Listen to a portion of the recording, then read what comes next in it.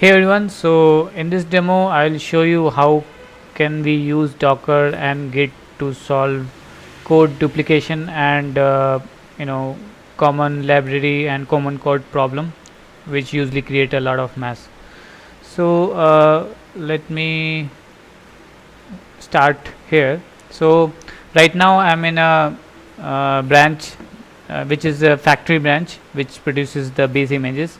So I'll quickly create a new build out of it. So that build will actually create me the base image. So that base image will have my development and build environment. So let me do it, make build.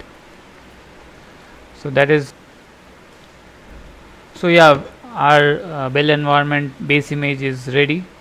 So that's we have done. Now the one you see here is this is our base image. So what will happen, any cloned repository will refer to this base image. So this base image will create a new development and build environment in a running container. So when I do make clone, that will create me a new repository without any history or something. So this is somewhere I'm creating a new repository for my actual applications, right? So right now it has created me in in the directory called sandbox. So let me go into sandbox. So I'll show you how this actually refer to the base image that I have created. By the way, we can see that this is a new repository altogether. So let's see how this actually refers this. So you can see here this is actually the same image that I built above, and in the running container of this image I will mount my actual business logic or the actual code specific to this application, like this is, for example, this one. So this will mount to particular source code into the container, and the output will have all sort of executables whatever is required, and the config will have sort of configurations required to start the application.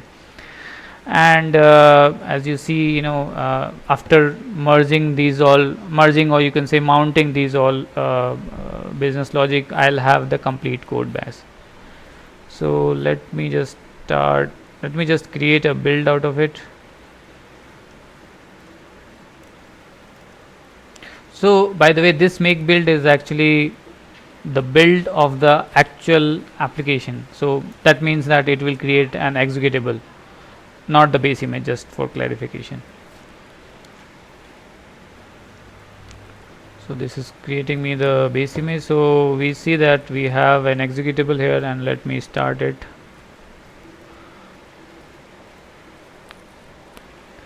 So this has started the executable, and let me just try a few curls.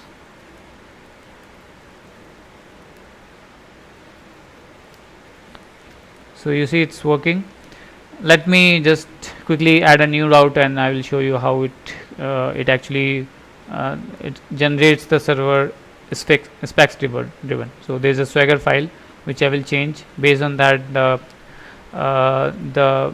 handlers will be automatically mapped because of the code generator. There is, we add a new route. So what I'm doing is just adding a route. I'm just adding the configuration. I'm not actually writing any code as of now. Okay, so operation ID is something which will actually be mapped to the handler function. So I'll define a handle function, and I will define handle function with this similar name that will be mapped with this method and this route. And let me also define that. So yeah, it has created a new executable now, and let me run that again. Okay, now let me run a few curl again. Okay, this is the old one. Let's try a new one. So you can see the route is already automatically generated. So what I did it, I just added some handler function and then just defined the Swagger definition, and rest of the things is taken care behind the scene with the base image. So this is just an example what base image can do.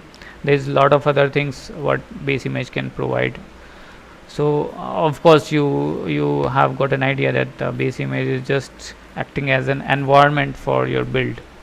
Okay, so developer will no longer complain that it's not